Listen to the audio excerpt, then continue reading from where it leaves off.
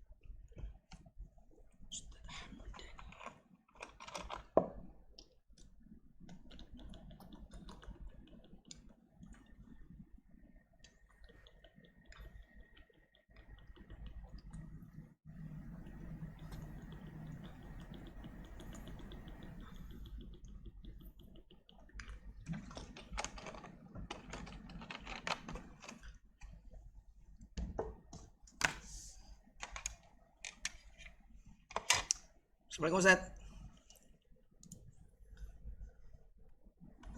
Assalamualaikum Ustaz. Fathul Khair. Waalaikumsalam warahmatullah. Alhamdulillah. Terima kasih Gimana banyak Ustaz. Ustaz kabarnya? Alhamdulillah berkhair Ustaz. Ini lagi di Alhamdulillah. Mesir siang Ustaz ya. Kalau di Mesir Ustaz ya.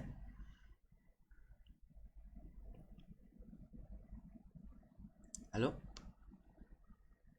Oh, sinyal kah?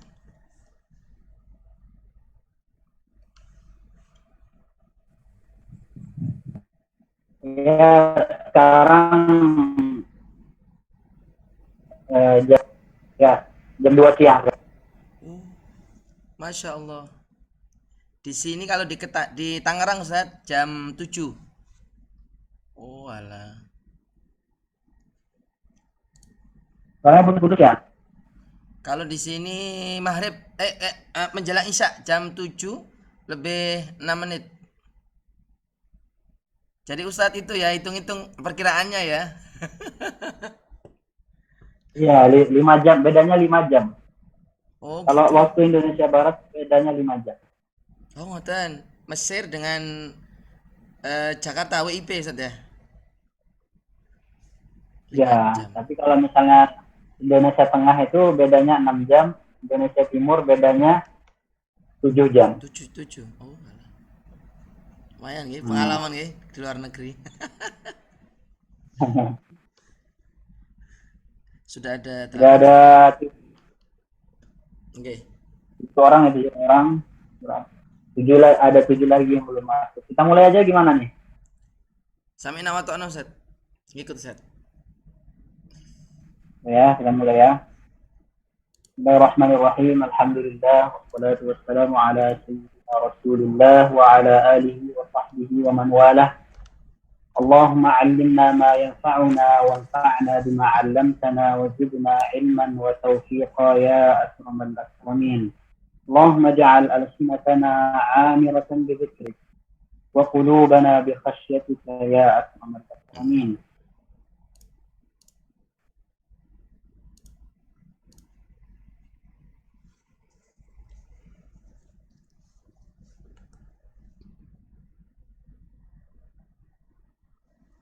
Insyaallah kita akan lanjutkan kembali pembahasan kita tentang ilmu tajwid, membahas tentang kitab yang dikarang oleh Dr. Aiman Mufti Uwais hafizahullah ta'ala wa aktsara min amsalihi fi hadhihi al-ummah.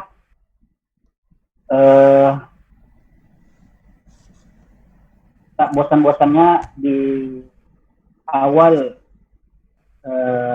kajian kita ini untuk memohon kepada Allah Subhanahu wa taala untuk senantiasa menjaga beliau, menjaga dari segala bahaya, agar Allah Subhanahu wa taala senantiasa memberikan beliau kesehatan, panjang umur, bertahan dalam hidup. Mudah-mudahan dengan sering mendoakan beliau, Allah Subhanahu wa taala memberikan keberkahan kitab beliau ini kepada kita.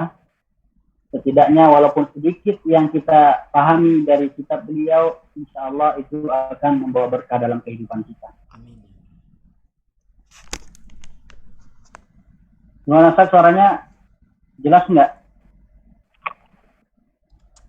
Jelas, Ustaz. Tadi saya jelas. Jelas ya. Ini Ustaz Hamdani kurang dengar beliau. Nah, Ustaz, suaranya kurang kuat, Ustaz. Apa Kak Ustaz Abdul Fattah deras suaranya kan, kurang dengar saya. Oh, oke.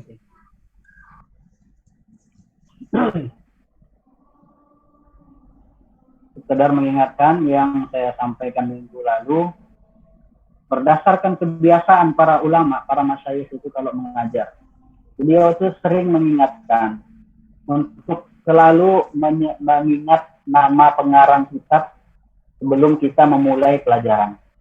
Karena aib bagi kita sebagai pembaca buku untuk tidak mengingat beliau, tidak mendoakan beliau. Kita ambil manfaatnya, kita banyak kita dapat pengetahuan di dalam buku itu, tapi kita justru melupakan pengarang itu. Itu kata para ulama itu aib bagi seorang penuntut. Oke, sekarang kita akan murojaah cepat ya tentang apa yang kita pelajari minggu yang lalu. Minggu yang lalu kita pembahasan pertama itu kita membahas tentang ta'rif Al-Quran Al-Karim atau definisi Al-Quran Al-Karim.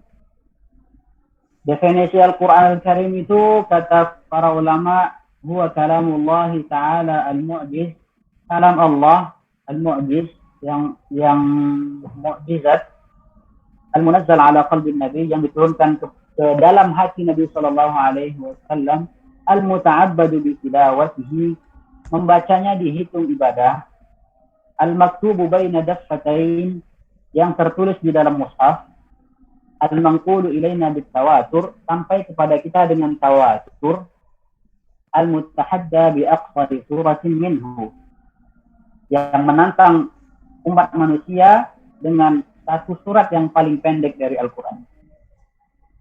Kita juga sudah membahas tentang tawatur. Apa makna tawatur? Tawatur itu periwayatan berita yang tersebar, masyhur, dari fase ke fase. Jadi setiap fase itu harus masyhur.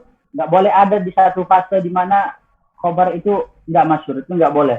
Dari fase ke fase itu harus masyhur. Min awalil isnad ila akhiri, dari awal isnad sampai akhirnya.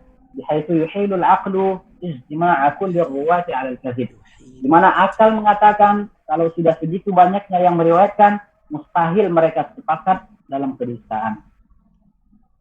Nah, kita juga membahas tentang bagaimana Rasulullah Shallallahu Alaihi Wasallam menyampaikan Al-Quran kepada umatnya.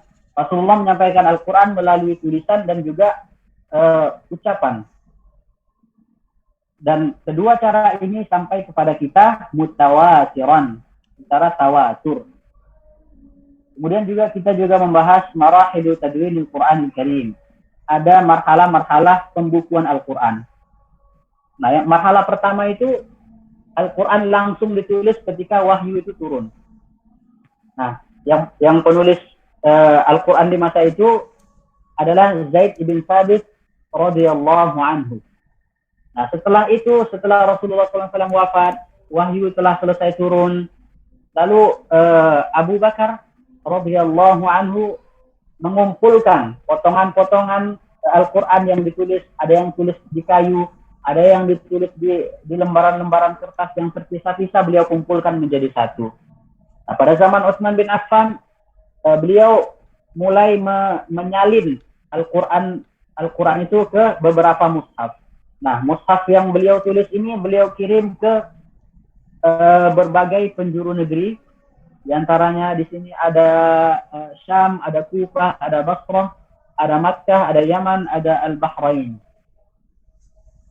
Nah, setelah mushaf-mushaf yang dikirim Utsman bin Affan radhiyallahu anhu sampai ke pelosok-pelosok negeri, mereka mulai mempelajari Al-Quran itu, mulai membaca, mulai belajar bagaimana cara menulis Al-Quran, lalu mereka tulis kembali Al-Quran dengan jumlah yang tak terhitung. Setelah itu munculnya mu'allafat, karangan-karangan ulama yang membahas tentang ilmu, tentang kaidah-kaidah penulisan Al-Quran dengan benar. Karena penulisan Al-Quran ini ada kaidah tersendiri. Seperti kita baca Malik Yaumiddin. Malik Yaumiddin, kalau kita lihat di mushaf, di sini ada huruf mad. Tapi di dalam mushaf itu tidak ada alif, hanya dikasih tanda mad yang garis lurus itu. Jadi berbeda penulisan Al-Quran dengan penulisan kitab-kitab biasa. Nah, di sini juga ada marhalah-marhalah di mana Jibril menurunkan Al-Quran kepada Nabi, kemudian Nabi mengajarkannya kepada sahabat, kemudian sahabat mengajarkan kepada generasi seterusnya, sampailah ke generasi kita yang saat ini. Oke. Ini kita skip. Gimana suaranya? Jelas kan? Jelas, Lumayan, Ustaz. Ustaz. Kurang kenceng, Ustaz. Kurang kenceng ya. Oke, kita usahakan kencang lagi. Oke, sekarang kita masuk pembahasan baru yaitu ilmu tajwid. Di sini ada ta'rifu ilmu tajwid, definisi dari ilmu tajwid.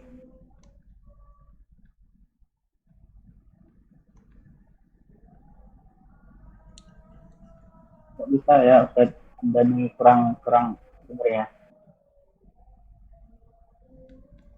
Selain Ustaz Hamdani, ada nggak yang ngerasa suaranya kecil? Saya ngerasa suaranya kecil, Ustaz. Ini siapa?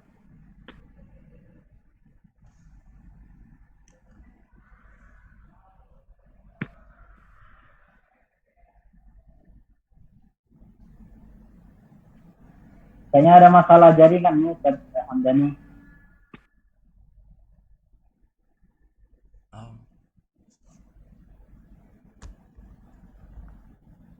Gimana, tapi dengar nggak suara saya? Alhamdulillah kedengaran sekarang.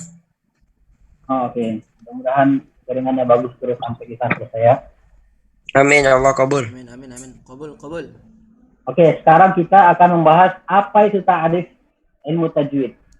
Tajwid ini asalnya dari kata jawwada yujawwidu tajwidan. Kalau kita belajar sharaf, itu ada fi'il sulasi mazid. Fi'lun sulasiyun mazid. Mazidun biharfin wahid. Mazid biharfin wahid. Ditambah satu huruf. Asalnya jawada ditambah waw satu, jawwada. Jawwada yujawwidu tajwidan. Artinya hassana yuhassinu tahsinan. Artinya memperbagus. Kita sering dengar jayyid jiddan. Jayyid itu satu hurufnya itu sama dengan tajwid. Jada yajudu sama dengan jayyid. Itu jim waw dal. Artinya bagus. Hassana yuhassinu tahsinan. Itu secara bahasa. Secara bahasa itu apa ya? Etimologi atau terminologi?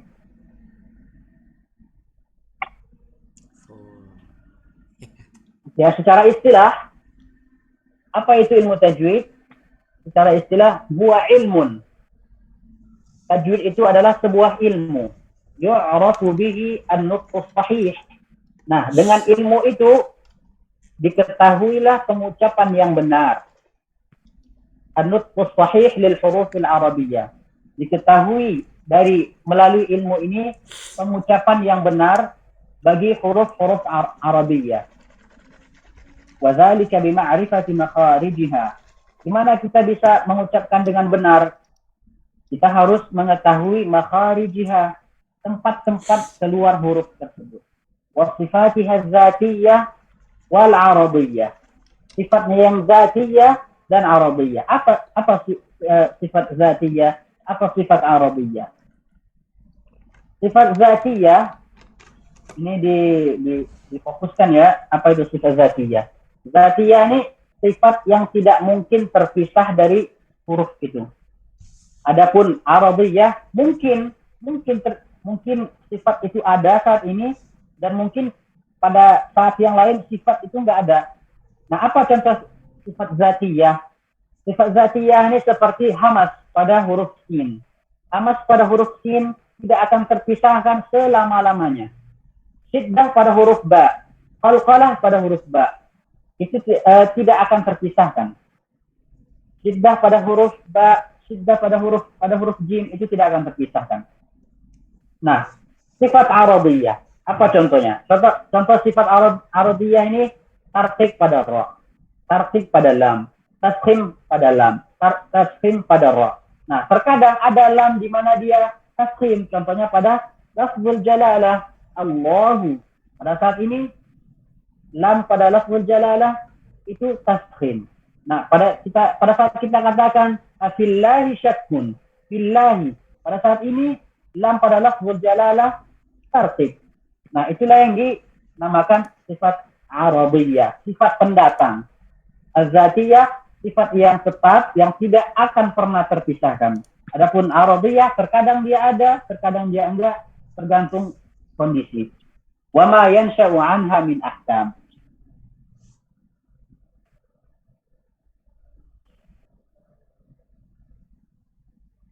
Nah, Imam Ibnul Jazari rahimahullah ta'ala menyebutkan di dalam kitab An-Nashr. Kitab An-Nashr ini kitab di dalamnya itu membahas tentang qiraah al-ashr al-mutawatir. Qiraatul asr mutawatirah. Beliau bilang gini, wala a'lamu sababan li bulughi nihayatil itqan wa tajwid. Aku tidak mengetahui sebab untuk gimana sampai ke puncaknya itqan dan tajwid. Wa wusuli ghayatis sahih wa tasdid. Dan cara gimana untuk sampai kepada bacaan yang benar-benar sahih seperti Riyadhatul Alsun, bagaimana latihan lidah. Jadi Imam Jazari ingin mengatakan di sini untuk mencapai kualitas bacaan yang sempurna itu tidak ada cara lain selain Riyadhatul Alsun, latihan lidah. Lidah itu terus-menerus dilatih. Wat takrari 'ala al-lafzil mutalaqqa min famil muhsin, dan mengulangi terus-menerus lafaz yang kita pengen benerin itu di depan guru yang membenarkan bacaan itu. Jadi kalau misalnya kita salah di satu huruf atau tidak salah di satu kata, kita harus terus-menerus mengulangi kata itu di depan guru sehingga guru itu membenarkan kesalahan kita. Terus beliau melanjutkan, فليس التجويد بتمضيغ اللسان ولا بتقعير الفم ولا بتعويج الفك ولا بترعيد الصوت. Nah, di sini intinya terkadang ada orang ingin membaca Al-Qur'an dengan fasih, itu kadang lidahnya dibuat-buat kayak dimiring-miringin entah kemana-mana, terus juga mulutnya miring-miring ke kanan kiri, terus juga rahang itu goyang-goyang, terus juga suaranya terkadang ditinggikan, kemudian juga syiddah itu dipanjangkan, kemudian mat itu dipotong-potong. Banyak yang melakukan seperti itu. Nah, tapi di sini Imam Jazari mengatakan tajwid itu bukan kayak gitu. Tajwid itu bukan kayak gitu, kata Imam Jazari. Tajwid itu bukan kita memanjang-manjangkan gunnah, bukan dengan mengetatkan ro itu seperti Ar-Rahman seperti itu, bukan seperti itu. Itu bacaan yang keluar dari tabiatnya orang Arab. Itu bukan tabiatnya orang Arab. Itu justru membuat orang mendengar itu merasa muak, merasa bosan dengan bacaan yang seperti itu.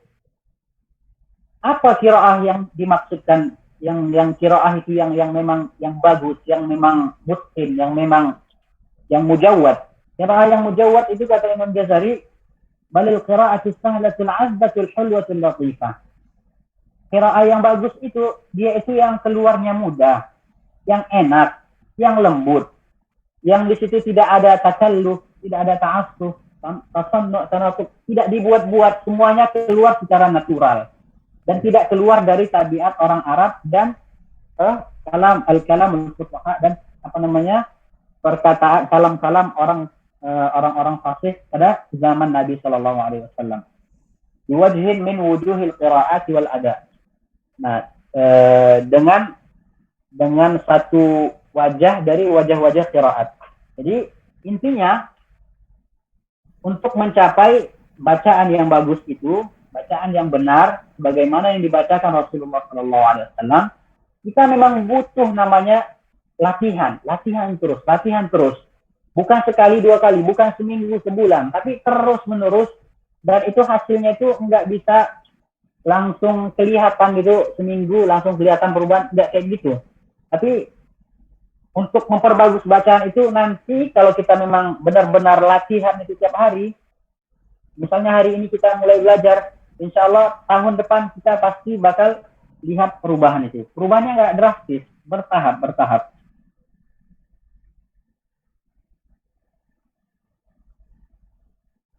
Oke, kita lanjutkan ya.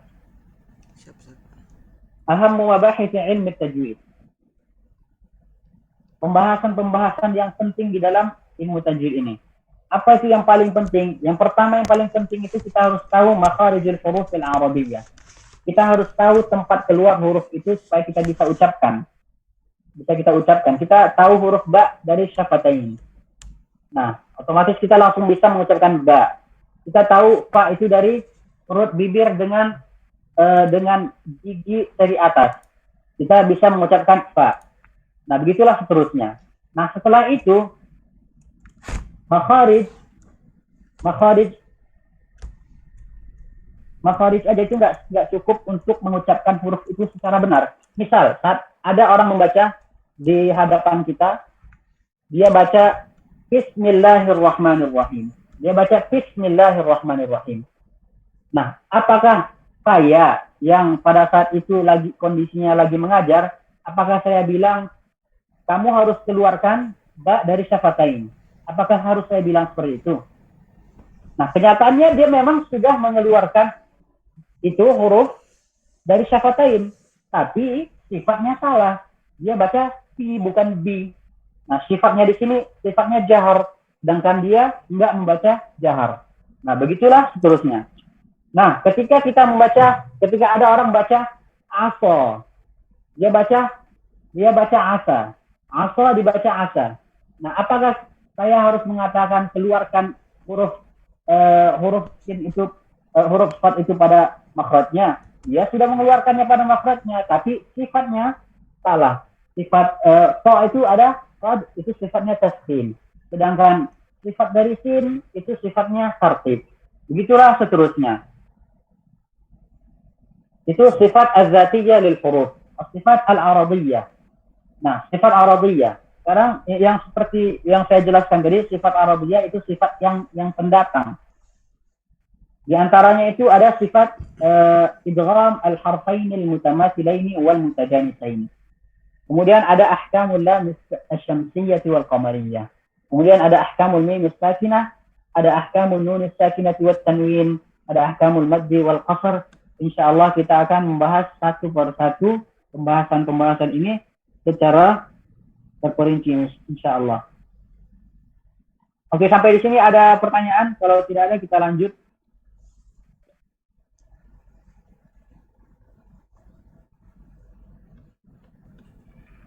Ada Ustaz. Gimana? Ada Ustaz, ada sedikit pertanyaan Ustaz. Iya, coba. Jadi Ustaz, kan kalau dia alif ya, alif huruf mat ya Ustaz ya. Huruf mat alif itu kan dia pada dasarnya kan awal asalnya hamzah itu Ustaz. Kan sifatnya tartib. Jadi kan dia mengikuti huruf sebelumnya Ustaz. Seperti misalnya huruf Nah, kayak huruf alif itu dia jadinya tafkhim Ustaz. Itu jadi sifatnya termasuk sifat yang mana jadi Ustaz? Iya, itu sifatnya Arabiyah. Sifat Arabiyah. Terkadang dia tafkhim, terkadang dia tartib. Ini coba ini lihat di sini ada disebutkan enggak maksud ya, di antaranya ada gunnah, tapi gunnah ini dia mengikuti huruf setelahnya. Kalau alif itu mengikuti huruf sebelumnya. Tasba' ma qablaha tafhiman wa tartiqan. Alif mengikut yang sebelumnya tartib ataupun tafhim. Kita bilang huruf ba tartib, otomatis alifnya tartib. Kita katakan ini mufakham, otomatis alifnya mufakham.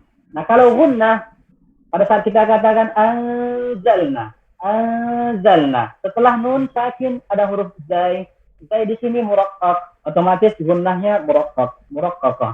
Nah, pada saat kita katakan mi'in, setelah nun mati ada qa di sini huruf isti'la mufakham, otomatis gunnahnya mufakham. Nah, sifat yang seperti ini sifat Arabiyah, dia tidak tetap, kadang bisa tartib, kadang bisa tafkhim. Oke, jelas ya?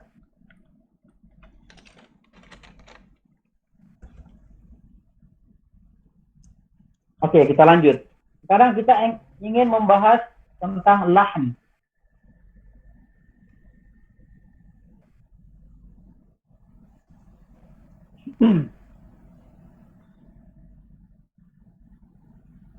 Sekarang kita ingin membahas tentang al-lahnu fi tilawatil Quran. Apa makna lahn? Al-lahnu lughatan, al-lahn secara bahasa, al-mailu 'anis shawab. Lahn secara bahasa itu menyimpang dari kebenaran. Menyimpang dari kebenaran. Nah, secara istilah tajwid, istilah ulama tajwid, menurut ulama tajwid, al-lahn itu maknanya al-khata'u fi tilawatil Qur'anil Karim. Kesalahan di dalam tilawah Al-Qur'an Al-Karim. Lahn terbagi menjadi dua. Ada al-lahnul jali, lahnun jali, wa lahnun khafi. Apa itu lahnun jali? Apa itu lahnun khafi? Nah, saat kita katakan, kita baca seperti ini ya. Ar-Rahmanir Rahim. Ar-Rahmanir Rahim. Kita baca dengan ha. Ini namanya lahn jali. Kita baca ihdinas siratal mustaqim siratal ladzina an'amtu 'alaihim. Kita baca an'amtu. Ini lahn jali. Nah, jadi makna lahn jali itu kesalahan yang jelas-jelas terjadi, yang jelas, kesalahan yang muncul di dalam lafaz, yang mana kesalahan tersebut bisa menyebabkan perubahan makna atau bisa menyebabkan kata itu tidak bermakna sama sekali. Jadi itu lahn jali. Itu lahn jali, kesalahan yang muncul, yang timbul di dalam lafaz pada saat pengucapan, kesalahan yang timbul di dalam lafaz pada saat pengucapan, yang mana kesalahan itu bisa merusak makna. Nah, lahn khafi itu gimana? Lahn khafi itu dia kesalahan yang timbul di dalam lafaz pada saat pengucapan, tetapi tidak sampai mengubah makna. Apa contohnya? Contohnya saat kita baca innamas shadaqatu lil fuqara'i wal masakin. Nah, di sini saya tidak membaca gunnah pada innama dan juga tidak memanjangkan mat pada al-fuqara. Apakah maknanya berubah? Maknanya tidak berubah, tapi mengurangi kesempurnaan bacaan.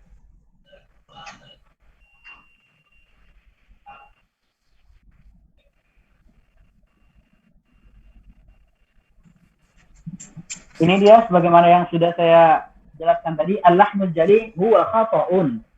Lahn jali itu adalah sebuah kesalahan ya'ridu lil lafzi, yang muncul pada lafaz, yukhillu bil ma'na aw bil i'rab, yang bisa merusak makna atau i'rab. Contohnya an'amtu alaihim, seharusnya an'amta alaihim. Fakassarakum, seharusnya fakassarakum.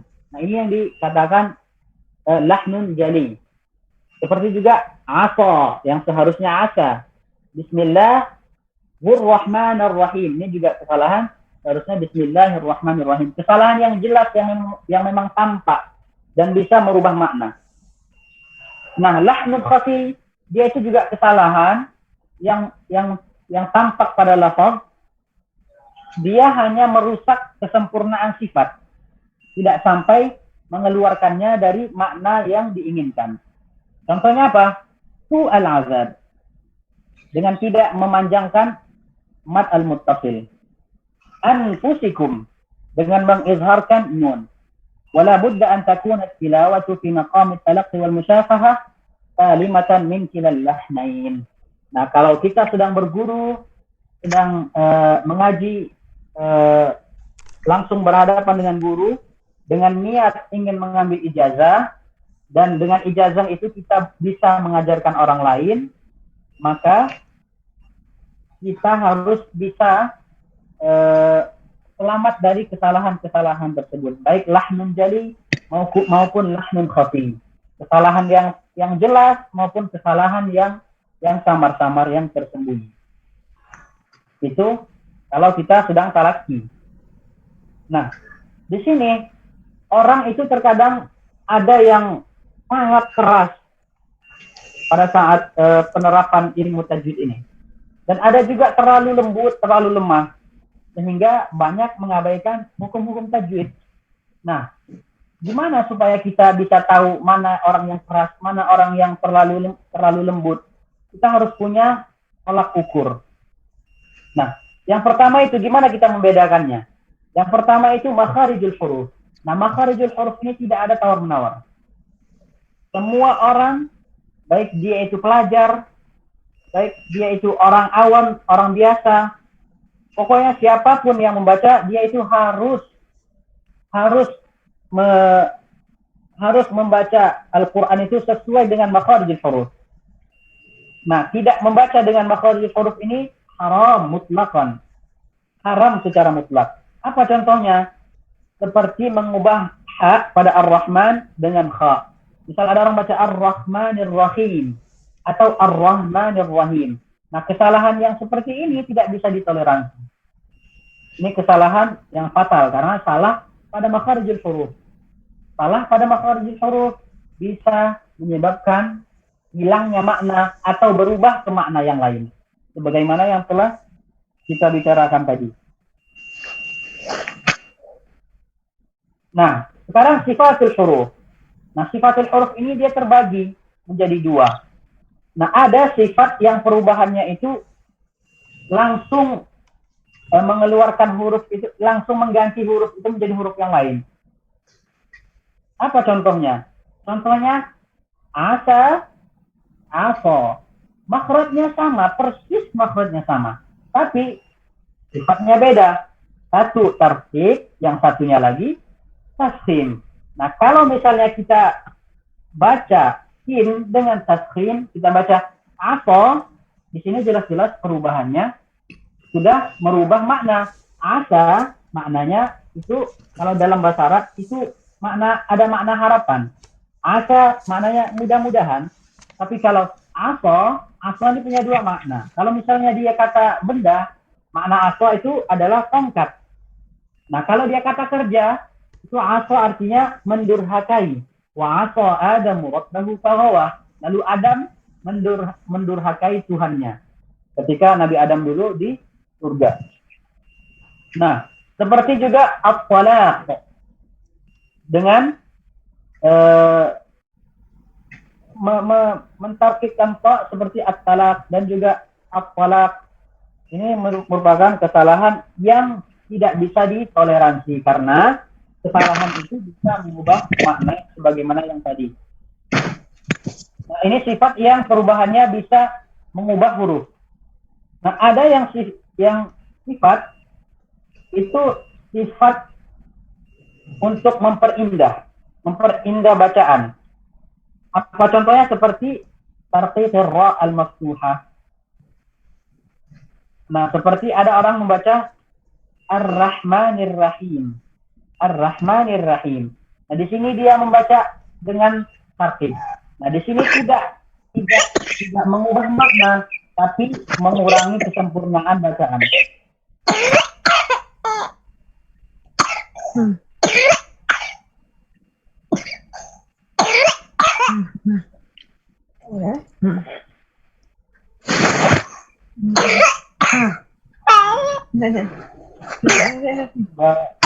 Mbak Uyun bisa dimatiin aja suaranya.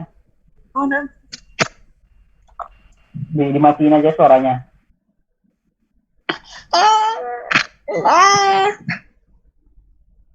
Oke.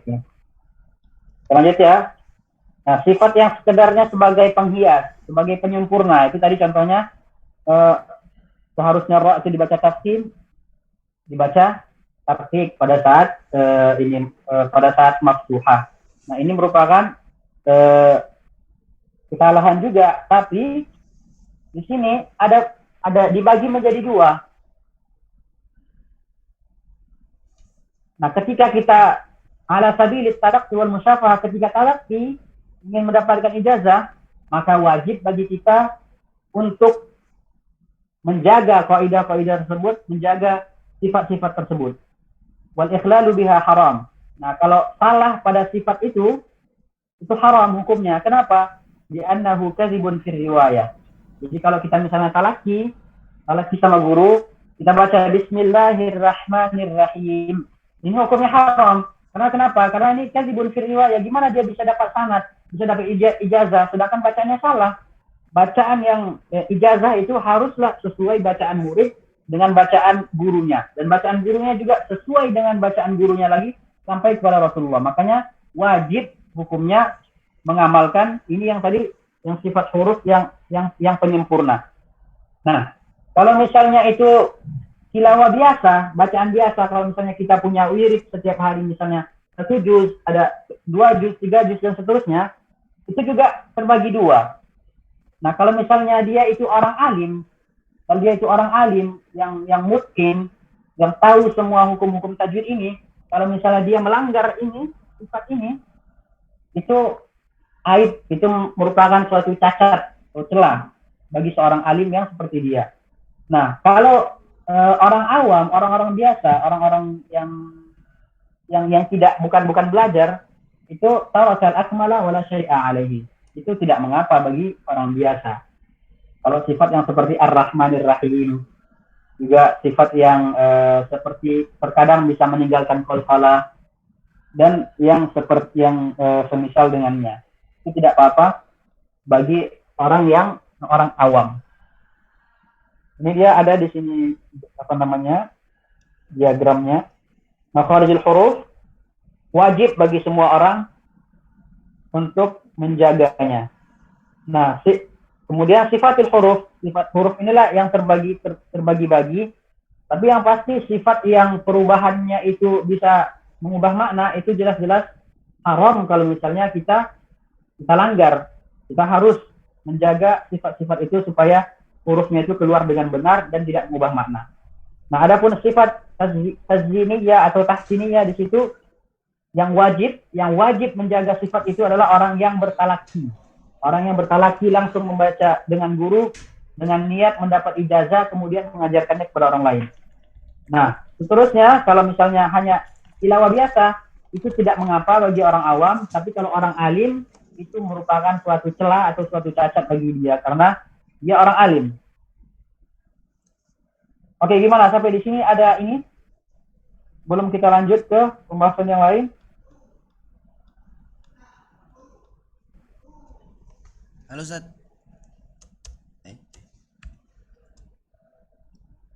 Ustaz? Halo, Ustaz. Gimana, teman? Ya. Saya ada 4 pertanyaan, tapi saya sampaikan 2 dulu, nggak apa-apa, Ustaz ya? Ya, nggak apa-apa. Baik.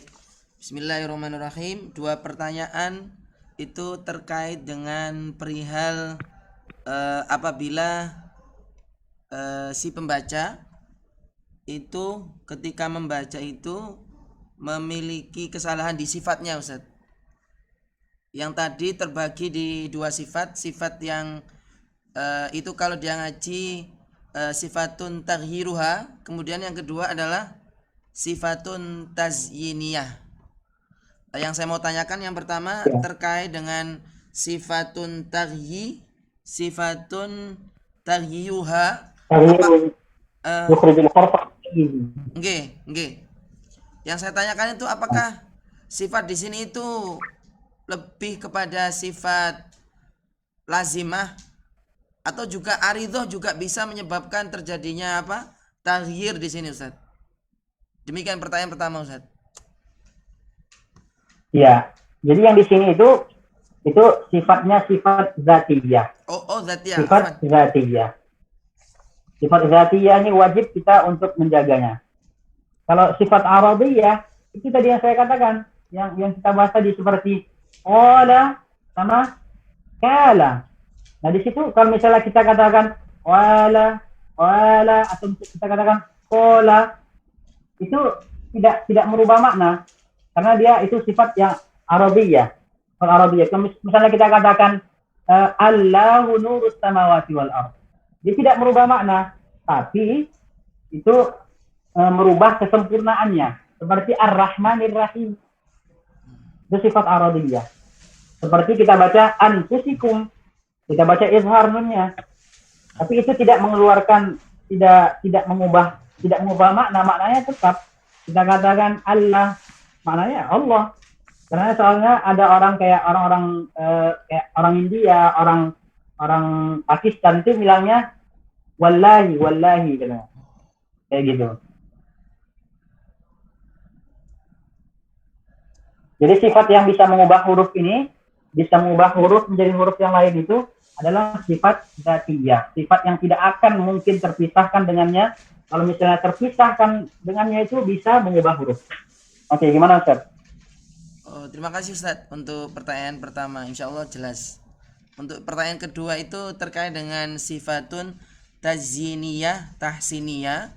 Hampir sama juga pertanyaannya. Apakah di sifat taziniyah misalnya kalau saya salah misalnya, apakah taziniyah ini di aradiyah saja atau sebenarnya di taziniyah juga bisa itu termasuk sifat dzatiyah, Ustaz? Syukran, Ustaz.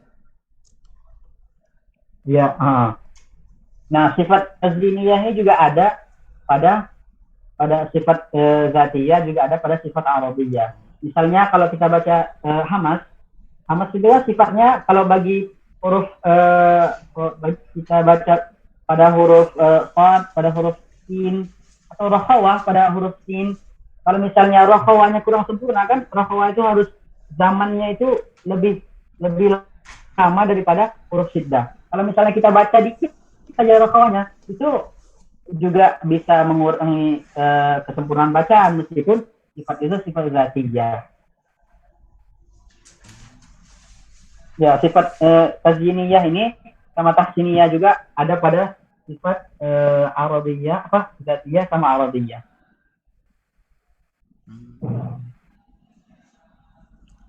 Baik Ustaz. Kalau boleh saya simpulkan berarti terkait dengan pertanyaan yang kedua saya itu adalah kalau memang tidak merubah arti maka nggak ada muskilah Ustaz ya. Berarti termasuk kesalahan di sifatun taziniyah Ustaz ya. Begitu Ustaz ya. Ya, tidak ada masalah. Lihat orangnya dulu. Oh. Nggak bisa kita katakan nggak ada masalah. Lihat orangnya dulu. Kan di sini katanya kalau misalnya orang yang lagi talaki sama syekh itu wajib, nggak boleh. Walaupun sifatnya taziniyah. Oke ya? Oh gitu Ustaz ya? Ya. Kalau misalnya orang lagi talaki nih, tengok nih, lihat sifatun taziniyah di bawahnya ada ala sabilit talaqqi wal musyafahah al-iltizamu biha wajib wal ikhlalu biha haram. Kalau misalnya kita salah itu haram. Kenapa? Li'annahu kadzibun fi riwayah. Karena itu dusta. Dia syekhnya baca dengan bagus. sifatnya sifat tazyiniyah dijaga benar-benar sama syekhnya. Nah lalu dia tiba-tiba dia salah baca, ya otomatis nggak boleh, syekhnya nggak bakal ngizinin dia baca sampai dia benar-benar bisa menguasai sifat itu. Kalau dia nggak menguasai sifat itu, ya dia nggak bisa dapat ijazah. Karena itu namanya dusta. Gimana mungkin syekh bisa bersaksi bahwa muridnya ini, aku mengijazahkan engkau wahai muridku sebagaimana dulu syekhku mengijazahkan bacaan ini kepadaku. Maksud ijazah itu dia membolehkan murid ini membaca Al-Quran ini, dia membolehkan murid itu lalu mengizinkan murid ini untuk mengajarkan kepada orang lain. Gimana mungkin syekh mengizinkan dia mengajarkan sama orang lain sedangkan dia belum menguasai? Gimana? Oh, subhanallah Ustaz nggih. Maksud saya kebayangnya begini Ustaz. Dari dulu itu saya memang suka meneliti tajwid, dan saya masih mentok-mentoknya itu di sifat Ustaz, khususnya sifat aradhiyah itu sendiri. Maksud saya begini, sebenarnya perinciannya sifat aradhiyah itu apa aja sih? Gitu Ustaz. Karena supaya apa nggih? Misalnya kalau sifat tazyiniyah kita ketika talaki dengan saya misalnya dari sifat semua sifat dzatiyah nanti kita perinci misalnya ada berapa itu, kemudian nanti kita bagi, oh yang termasuk kesalahan di tazyiniyah itu sifat ini hamas misalnya, atau itu masih mentok saya belum ketemu Ustaz. Oh iya. Tapi yang pasti itu tadi kalau misalnya sifatnya itu dzatiyah, dia perubahannya langsung ketahuan. Misalnya dia baca misalnya pada surah Al-Kahfi itu dia baca fantalaqa hatta idza rakiba, fantalaqa otomatis orang masuk apa nih? Salah langsung, karena intalaqa sama intalaqa langsung sudah beda artinya. Gitu ya. Nah, kalau misalnya dia orang alim, orang mutkin, misalnya dia udah jadi guru, tapi terkadang dia salah, terkadang mat wajib itu dia baca 2 harokat aja, dan juga terkadang gunnahnya itu kurang. Kan terkadang ada kita dengar gitu kan orang-orang ya imam juga kayak imam Masjidil Haram itu kadang bisa juga kepleset lidahnya. Nah itu kalau misalnya terlalu sering terjadi itu aib bagi orang yang semacam itu.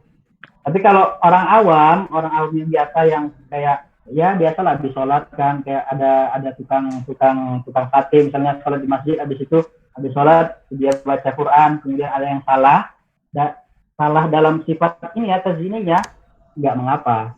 Nah tapi walaupun dia orang awam, kalau salahnya di sifat yang langsung mengubah huruf, itu juga nggak boleh bagi dia, nggak boleh. Kalau misalnya makhraj juga salah, misalnya ha dibaca ha, itu nggak boleh walaupun dia orang awam. Masya Allah. Terima kasih banyak Ustaz. Ya. Boleh saya kembangkan Ustaz pertanyaan saya Ustaz? Iya coba. Terakhir kali saya setoran dengan guru saya itu, kesalahan saya Ustaz itu di itmamul harokat kasroh Ustaz. Iya. Jadi ketika saya baca kasroh itu, saya sudah berusaha untuk meniru beliau, melihat mulut beliau, katanya rahang kamu kurang ke bawah begitu Ustaz. Nggak tahu kenapa akhirnya kadang benar, kadang juga lah. Kesalahan seperti itu termasuk yang sifatun taghyir atau tazyin Ustaz? Kesalahan di kesempurnaan harokat kasroh itu tazyin. Itu tazyin. Oh. Tapi tetap aja haram Ustaz kalau salah gitu. Kalau lagi belajar ya nggak apa lah, kan kita lagi proses. Nah itu nggak apa-apa, kita lagi proses. Syukuran Ustaz. Kalau saya mikirnya gini, kalau misalnya kita ada masalah pada saat pengucapan kasroh, kan kemarin itu ada kayak viral itu di Indonesia, orang bikin gini apa di atasnya ini risik katanya, kan kayak gitu. Ada lihat kayak gitu nggak? Yang semua huruf itu diganti huruf vokal itu diganti i semua sama mereka. Coba gitu dipraktekin gitu, setiap ada kata gitu kan diganti jadi i semua, ucapin semua. Itu insya Allah nanti bisa ngelatih huruf kasrah. Oh ngoten caranya, itu termasuk caranya Ustaz nggih? Triknya nggih? Ya coba aja, soalnya di situ kan kita pakai i semua, nggak ada huruf lain. Oh iya sih. Saya baca si bici gitu Ustaz ya. Iya, saya baca si bici. Hadir Ustaz. Saya belajar. Nah, cobain aja, nggak apa-apa. Kita kan ini pengen cari cara gitu kan. Terkadang orang bisa dapat cara itu ya dari percobaan dia sendiri gitu. Belum tentu percobaan orang sesuai dengan dia. Itu percobaan orang. Kalau misalnya dipraktekin ke dia, itu belum tentu bisa. Kita cari aja percobaan sendiri gimana gitu. Syukran Ustaz. Kita lanjut ya. Siap Ustaz. Nah, di sini ada hukmu qiraatil Qur'anil Karim bil alhan. Nah, di sini kan tadi ada lahn. Di sini juga lahn juga, tapi di sini lahannya maknanya berbeda, alhan. Di sini makna alhan ini kayak pakai irama. Membaca Al-Qur'an pakai irama. Di sini irama apa yang dimaksudkan dengan Dr. Aiman di sini? Ternyata di sini irama al-musiqa. Irama yang bisa dikatakan yang mirip-mirip dengan musik. Nah, apa itu musiqa? Musiqa itu ilmun sautiyun, itu ilmu tentang suara a'jami yang diserap dari luar Arab. Lahu qawaiduhu wa bawabituhu. Dia punya qawaid dan punya ini sendiri, punya peraturan-peraturan sendiri. Nah, di antara pembahasannya itu adalah tabaqatus sautil mukhtalifah. Nah, di antara pembahasan ilmu musiqa ini itu ada tabaqatus saut al-mukhtalifah, tingkatan suara yang berbeda-beda, terkadang rendah, pertengahan, kemudian tinggi.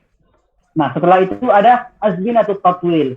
Nah, itu zamannya panjang. Kalau misalnya kita lagi nasyid itu kan bisa gunnahnya itu kayak bisa panjang sampai 10 harokat gitu kan. Nah, itu di antara pembahasan tentang ilmu musiqa ini. Sering juga kita dengar nyanyian itu biasanya kayak ada yang pas di akhir-akhir panjang gitu. Nah, pembahasan ini itu bertolak belakang dengan ilmu tajwid. Karena ilmu tajwid punya qaid tersendiri, punya peraturan tersendiri, dan itu tidak bisa ditetapkan di dalam kaidah tajwid. Nah, adapun at-tabaqatus sautiyah yang tingkatan suara terkadang rendah, terkadang tinggi, terkadang sedang, itu tidak mengapa kalau misalnya seorang qori itu berpindah dari tingkatan suara tertentu ke tingkatan suara yang lebih tinggi lagi. Itu tidak mengapa kalau misalnya itu dari satu huruf ke huruf. Nah, kalau misalnya dalam satu huruf itu dia baca dengan variasi tingkatan suara yang terkadang rendah, terkadang tinggi, itu yang tidak menentu, itu tidak boleh. Itu tidak boleh. Seperti huruf mad, seperti huruf gunnah. Kalau misalnya di dalam huruf mad kita baca misalnya wama anzalna, kita baca wama anzalna, itu nggak boleh. Itu nggak boleh. Soalnya itu katanya di sini katanya kalau misalnya kita melakukan seperti itu nggak boleh karena para imam terdahulu itu melarang, nggak boleh kayak gitu. Kita harus baca satu suara. Suaranya itu harus datar. Wana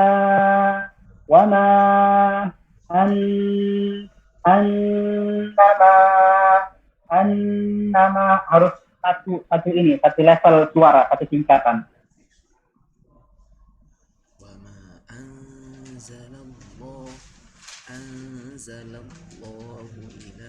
Nah, adapun memanjangkan mad dengan gunnah, maka seorang qori itu harus bisa menjaga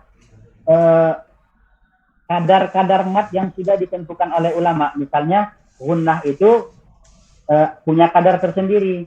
Kemudian mad asli, mad tabi'i punya kadar tersendiri. Kemudian mad lin punya kadar tersendiri. Kemudian mad muttasil, mad lazim itu punya kadar tersendiri. Maka tidak boleh kita sembarangan memanjangkan atau mengurangi mad itu. Kadang sering kita lihat di orang-orang yang membaca Al-Quran di waktu haflah atau sebagainya, itu sering terjadi pelanggaran terhadap kaidah-kaidah tajwid itu. Dan itu di orang kita itu dianggap biasa, padahal itu tidak boleh.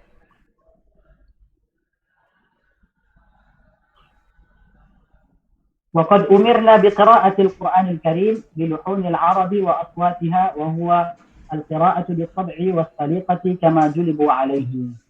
Nah, kita diperintahkan supaya membaca Al-Quran sesuai dengan langgam Arab. Orang Arab itu baca gimana? Nggak bisa kita masukin langgam, misalnya langgam Melayu, langgam Batak misalnya, langgam Jawa. Itu nggak bisa kayak gitu. Soalnya kita nggak mewarisi itu. Quran ini punya kaidah tersendiri. Kita harus baca sebagaimana yang diturunkan. Karena Allah mengatakan inna nahnu nazzalna dzikra wa inna lahu lahafizun. Kalau misalnya kita pengen menjaga Al-Quran, kita harus jaga Al-Quran itu sebagaimana yang dibaca Rasulullah, itu yang kita baca. Nggak ada tawar-menawar. Nah, di sini kata Dr. Aiman, ditawassi' fi hadza yurja' ila kitab Al-Bayan. Beliau juga menulis kitab Al-Bayan tentang hukum membaca Al-Quran dengan langgam. Nah, kayaknya kita bakal berhenti di sini. Sebelum kita menutup perjumpaan kita kali ini, kita persilahkan lagi bagi yang ingin bertanya. Tadi ada yang bertanya tadi, kalau untuk mengajarkan ke orang awam jangan terlalu mengutamakan sifat penyempurna, Ustaz.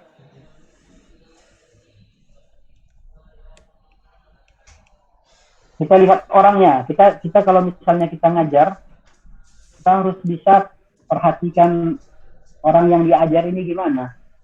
Kalau misalnya untuk pertama kali itu biasanya kalau misalnya buru-buru kita lihat dulu ini orang, kalau misalnya dikerasin, ini tahan enggak?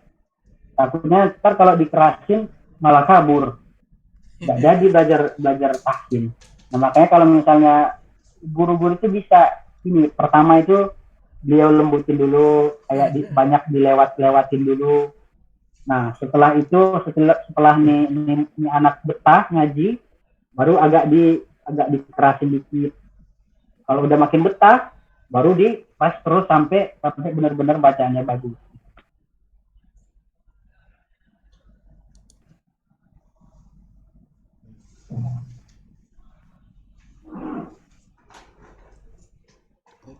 Gimana teman-teman?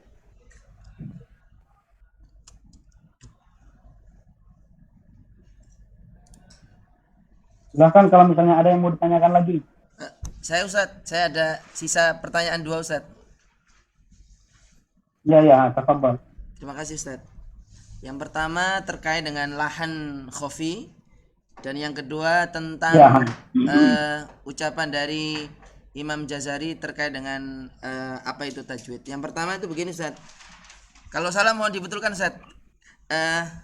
Al-lahnul khafi huwa khata'un ya'ridu lil-lafzi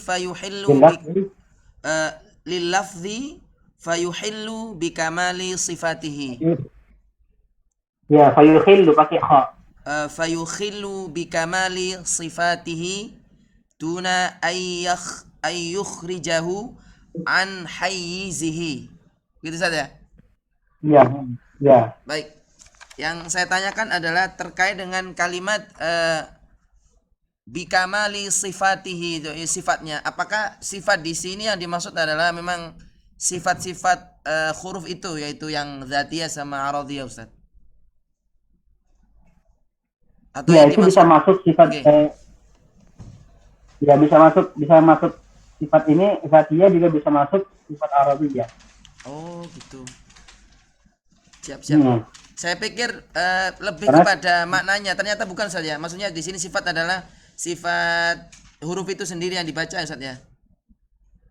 Ya. Siap, Ustaz. Saya pindah ke halaman 37. Gimana, Ustaz? Ada tambahan, Ustaz? Silakan. Enggak, lanjut. Saya ke halaman 37 terkait dengan ucapannya Imam Ibnu Jazari di kitab beliau yang berbunyi falaisat tajwidu bitamdhighil lisan dan seterusnya. Kalau Ustaz berkenan mungkin mohon dikasih contohnya Ustaz. Misalnya bitamdhighil lisan itu seperti apa sih, ngoten? kemudian taq'idil fam itu seperti apa Ustaz?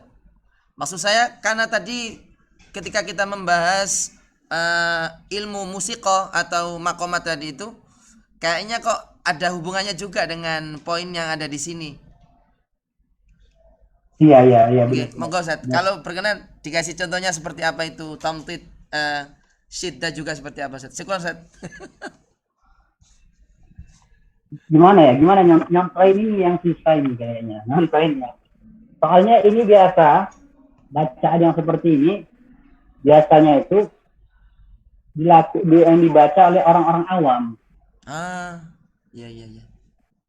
Bacaan seperti ini saya sering lihat itu orang ini kayak orang-orang yang nggak belajar tajwid tapi sok-sokan baca tajwid, kadang mulutnya itu entah gimana gitu.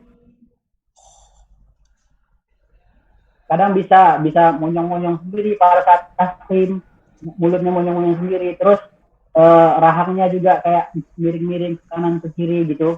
Oh. itu yang ya itu sering kita dapat di orang-orang awam itu baca kayak gitu, atau orang-orang yang orang awam tapi ngelihat orang ini baca kok bacanya kok enak banget ya, jadi pengen baca kayak gitu terus. Ya itu tadi lidahnya miring-miring. Kalau misalnya orang itu ada orang awam, kalau misalnya mau nyebutin huruf bot itu katanya itu ujung lidahnya bisa belok-belok ke dalam gitu padahal nyebutin huruf bot. Nah itu yang secara simpelnya seperti itulah yang dimaksudkan oleh Imam Jazari. Oh iya. Kalau misalnya saya minta Ustadz memberikan terjemahan dari kalimat falaisat tajwidu sampai dengan watamujjuhal qulubu wal asma, gimana Ustadz? Karena kami kadang di kamus juga kadang nggak nemu Ustadz artinya Ustadz. Iya, saya juga agak kesulitan ini untuk menerjemahkannya, tapi saya ada terjemahan dari ini. Okay. Beliau ini termasuk ulama yang pakar tentang qiraat di Kota Medan pada sekitar tahun 80-an 90-an gitu. Ntar ya saya bacain ya. Siap Ustaz. Soalnya kan kalau misalnya saya terjemahan sendiri nanti artinya bisa kacau kan. Soalnya emang bahasanya emang susah, emang Jazari emang luar biasa. Masya Allah. Maaf ngerepotin Ustaz. Iya, enggak apa-apa.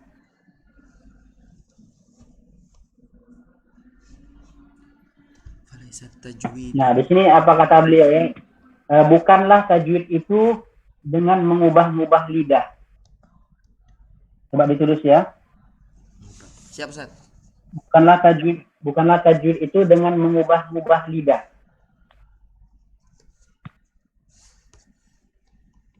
Sudah Ustaz. Dan bukan dengan mendalam-dalamkan mulut atau mendalam-dalamkan makhraj. Mendalam-dalamkan Ustaz ya? Ya, atau mendalam-dalamkan makhraj. Sudah Ustaz. Dipaksa gitu. Oh, geng. Dan bukan dengan membengkokkan bukaan mulut. Membengkokkan bukaan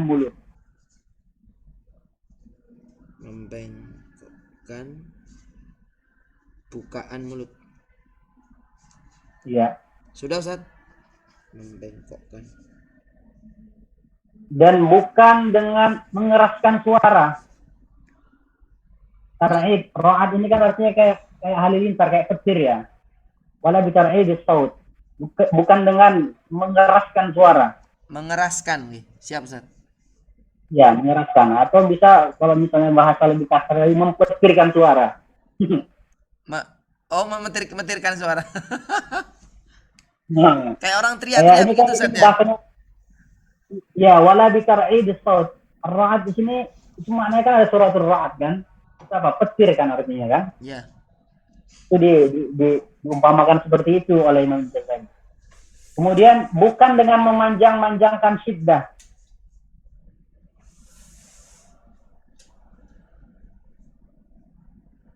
Bukan dengan memanjang-manjangkan syiddah. Siap Ustaz. Dan bukan pula dengan memutus-mutuskan mat. Sudah Ustaz. Mutus mat. Ya.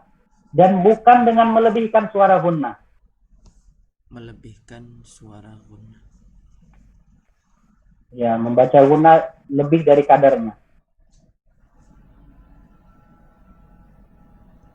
Sudah Ustaz. Dan bukan dengan mengetatkan ra. Mengetatkan Ustaz ya. Ya. Ra kan sifatnya kan ini bainiyah, baina antara Oke. syiddah dengan rakhawa, tapi dia baca dengan syiddah Oh. sehingga memuakkan tabiat biasa, Memuakkan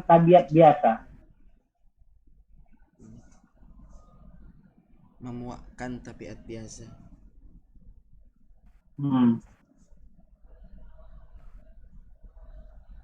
Sudah Ustaz. Tabiat biasa. dan memuntahkan perasaan hati dan pendengaran. Memuntahkan perasaan hati dan pendengaran.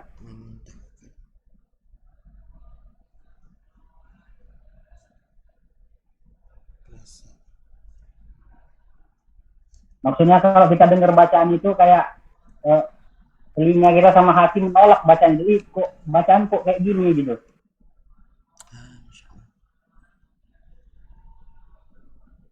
Nah, balil qiraatu, tetapi qiraat itu, bacaan itu adalah bacaan yang mudah keluarnya. Bacaan tajwid itu yang mudah keluarnya. Al-qira'ah sahlah al-azbah, yang mudah keluarnya dan enak, manis, lembut. Sudah Ustaz. Boleh sekalian mentok sampai wal adha Ustaz. Ya. Dan enak, manis, lembut yang bukan dengan cara. Sudah Ustaz. Yang bukan dengan cara mengubah dan bukan dengan cara memaksakan. Siap, dan Ustaz. memberat-beratkan. Dan mengada-ngadakan. Mengada-adakan. Sudah Ustaz. Dan bukan dengan memfasih-fasihkan. Menfasih-fasihkan Ustaz ya. Ya. Siap Ustaz. Yang berlebih-lebihan. Berarti membaca huruf fasih, difasih-fasihkan itu memang ada berarti Ustaz ya? Iya, ada. Oh alah. Sampai segitunya Ustaz ya? Ya. Siap Ustaz, siap. Dan tidak keluar dari tabiat Arab.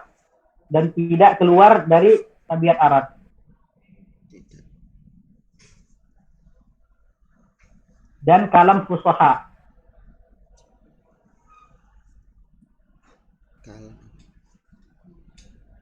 Dengan wajah-wajah yang ada pada qiraat dan adanya. Ada ini maksudnya apa ya? Pelantunannya. Yang ada dengan wajah-wajah yang ada pada qiraat. Iya Ustaz. Dan adanya apa, pelantunannya. Baik Ustaz. Alhamdulillah. Sudah Ustaz. Ada tambahan lagi ini di sini disebutkan Imam Hamzah. Pernah dengar Imam Hamzah? Pernah Ustaz, cuma belum kenal. Imam Hamzah itu salah satu rawi beliau itu ada namanya Khalaf, ada punya dua rawi, ada namanya juga Khallad. Nah, beliau juga menyindir hal ini. Apa kata beliau?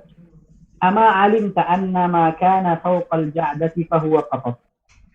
Tahu rambut ini, rambut yang kayak rambut keriting gitu ya, yang enggak lurus lah pokoknya. Kata Imam Hamzah, rambut yang seperti itu enggak ada rambut setelah itu kecuali rambut yang kayak rambut apa yang lebih parah dari itu katanya. Nah, di atas putih itu tidak ada yang namanya di atas putih kecuali kalau bahasa Melayu itu apa? Namanya supa. Supa itu kayak eh, orang penyakit yang kulitnya itu bisa putih gitu. Pernah lihat nggak? Kulitnya dari kuning menjadi putih kayak putih Iya, biasa gitu Ustaz. Oh, putih penyakit. kayak peta gitu Ustaz. Iya, iya. Ha. Ah, ya Masya Allah. Kemudian Imam Hamzah melanjutkan, dan tidak ada di atas qiraat yang kalau misalnya udah di atas qiraat, kalau misalnya ada setelah itu lagi, itu bukan qiraat namanya. Kata Imam Hamzah. Masya Allah. Ini bahasa Arabnya ini ama alim ta'annama kana fawqal ja'dati fahuwa qatat. Al-ja'dah itu rambut yang keriting biasa, tapi kalau yang qatat itu lebih berpintal lagi rambutnya. Wa ma kana fawqal bayadi fahuwa baras. Nah, di atas yang putih itulah supa. Dia itu yang penyakit yang bisa bikin kulit putih itu. Nah, wa ma kana fawqal qira'ati falaysa bi qira'ah. Nah, di atas bacaan itu bukan bacaan lagi namanya. Gitu. Siap Ustaz. Ya, ada lagi nggak pertanyaan dari teman-teman yang lain? Di kolom pertanyaan ada Ustaz. Salah satu pesan dari Mbak Rizka itu. Apa ini Scroll, dari Ustaz. Mbak Rizka?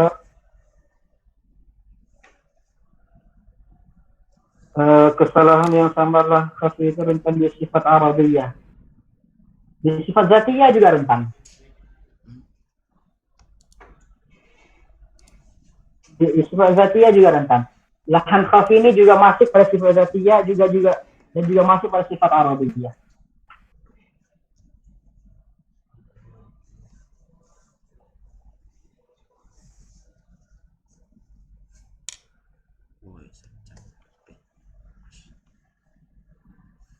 Gimana Mbak Rizka? Yang lainnya kok nggak ada bertanya? Siapa nih ya, kita absen satu-satu. Ustaz Ahmad ibn Muhammad, ada Mas Ustaz Ahmad Lutfi, ada Mbak Erni, ada Ustaz Ihya Ulumuddin, ada Khairun Ni'mah, Mbak Khairun Ni'mah, dan Mbak Rizka dan Mbak Yuyun. Gimana nih semuanya? Apa kita cukupkan sampai di sini? Ikut Ustaz. Insya Allah. Insya Allah ya. Kalau misalnya ada yang mau ditanyakan tentang pembahasan kita hari ini, kalau misalnya masih belum kepikiran, bisa ditanyain aja langsung nanti. Insya Allah. Masya Allah. Syukran Ustaz. Oke, kita tutup dengan Alhamdulillah. Alhamdulillah.